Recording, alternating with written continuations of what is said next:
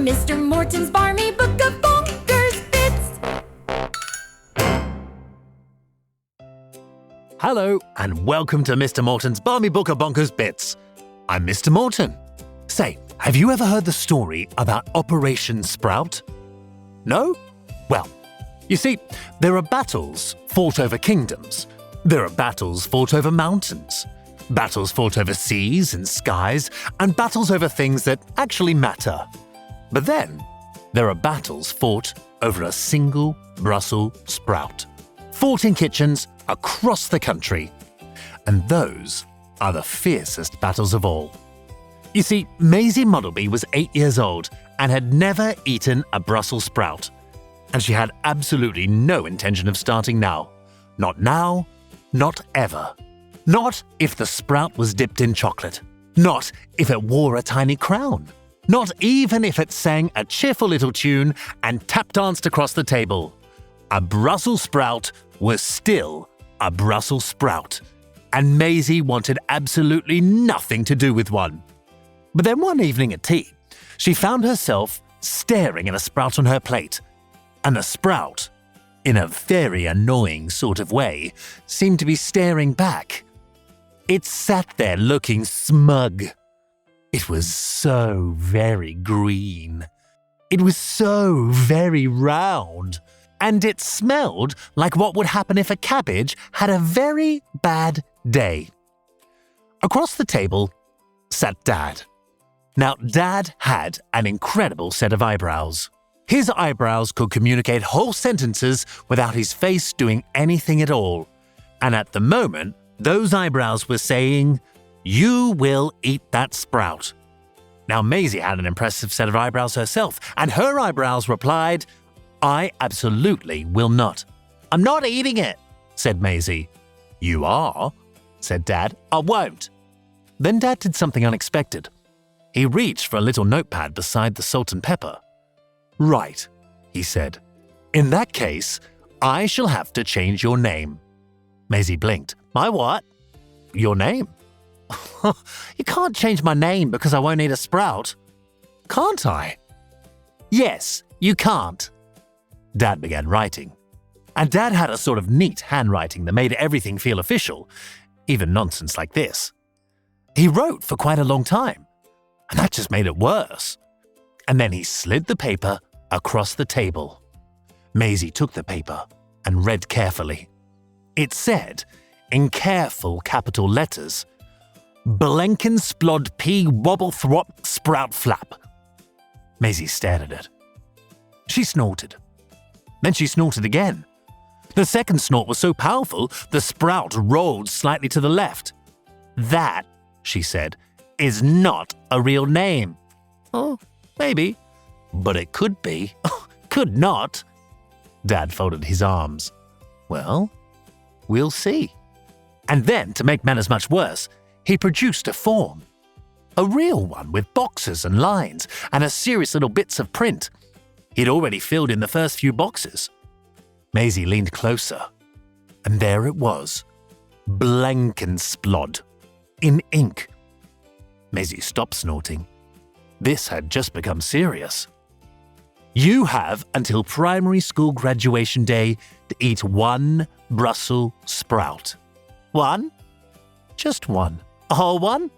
"Yes." "What if it's tiny?" "Well, tiny counts." "What if it's chopped up?" "Well, that counts too."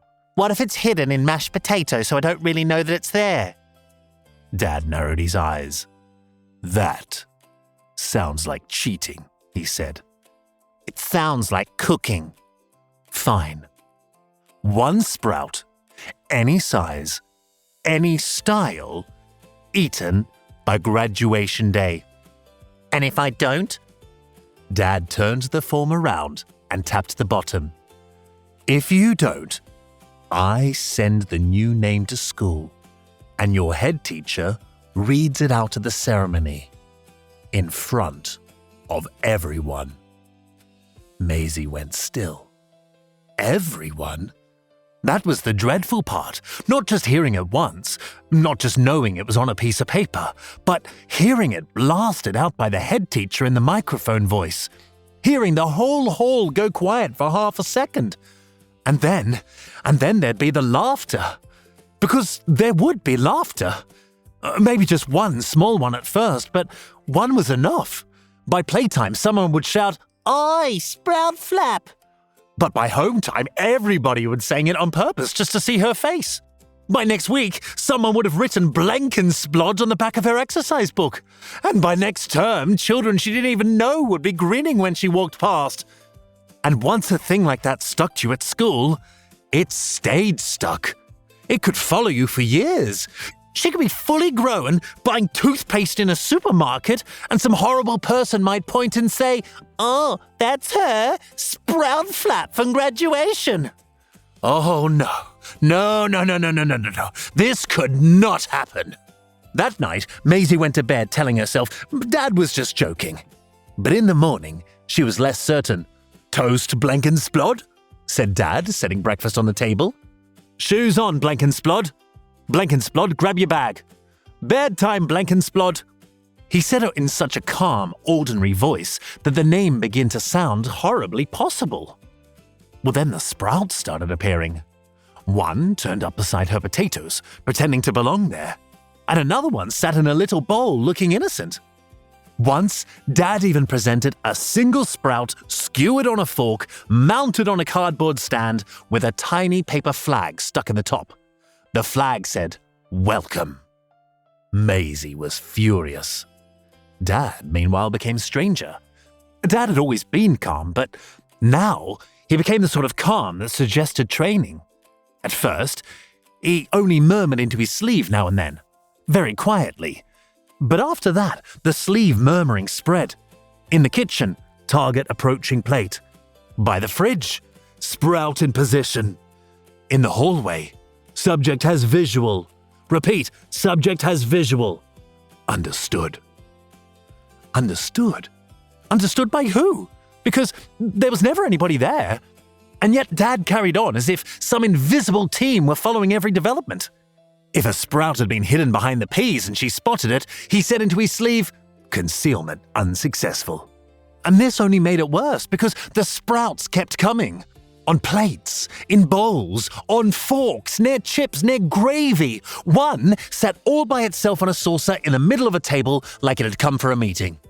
And each time, Maisie refused.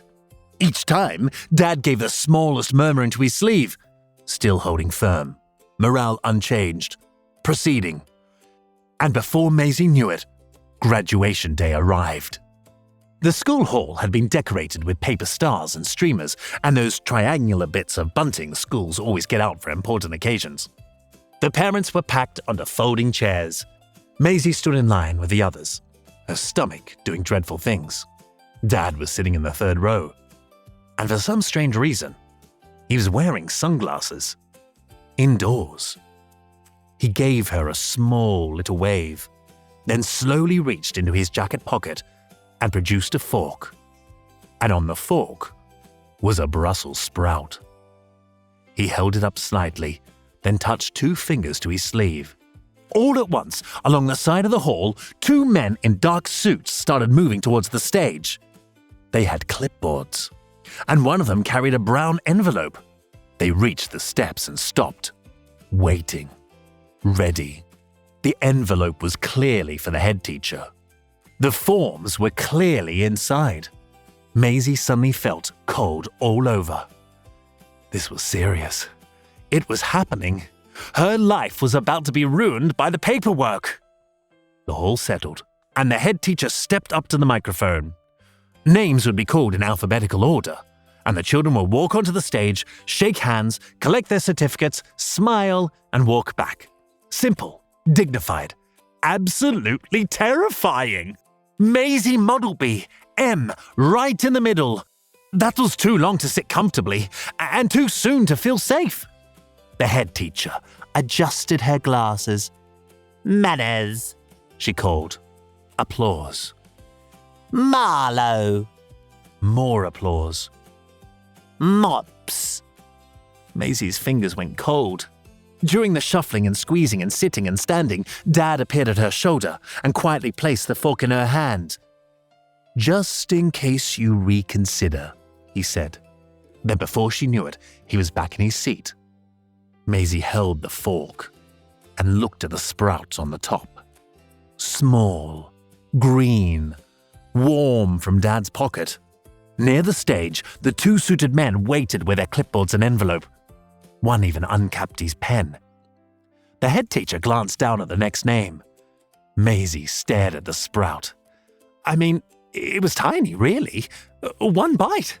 Just one swallow and then it would be over. But still, it was a Brussels sprout. Her Brussels sprout. The head teacher took a breath. Dad's hand rose slowly towards his sleeve, and the man with the envelope took one step forward. Well, that did it. Maisie couldn't take it anymore, and she shoved the whole thing into her mouth. It squeaked. A tiny, horrible squeak. Maisie hadn't expected a squeak. The taste was exactly as bad as she'd always known it would be. Warm, squashy, green in a deeply unsettling way. But she chewed and chewed and chewed with a fierce concentration of someone trying to save herself with her own teeth. The hall had gone oddly quiet. Dad's hand stopped halfway to his sleeve. The suited men froze, and Maisie swallowed. It took all the courage that she had, but it was done. Dad lowered his hand. He tilted his head very slightly and murmured into his cuff, "Stand down. Operation Sprout complete." The two men stopped at once.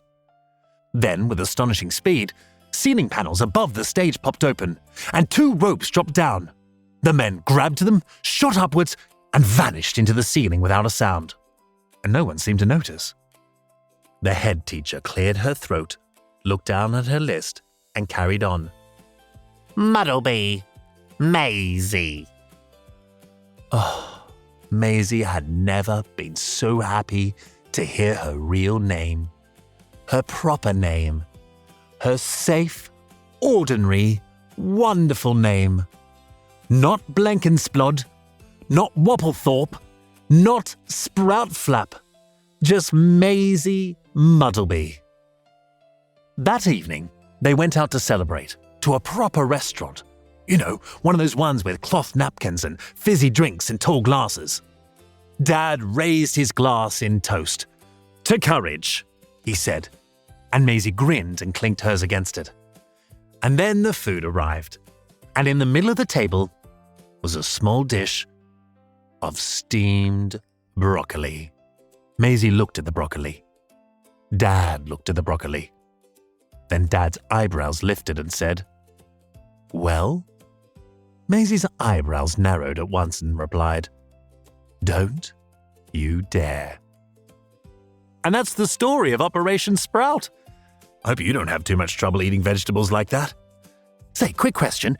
You know someone, don't you? Right now, there's a face in your head. Somebody who would absolutely love to have heard that story. Well, tell them. Send them here. Drag them through the door by their collar if you have to. I don't mind. Or just press follow or subscribe yourself so that you're here when they arrive.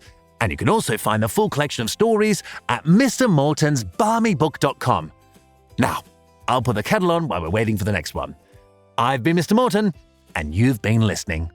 Bye! Thanks for joining Mr. Morton in his brilliantly balmy bonkers book. Spread the word to your wonderfully wacky friends. Like this episode, leave a comment, and subscribe for more silly stories. Or visit mrmortonsbarmybook.com. And remember, the world needs more magnificent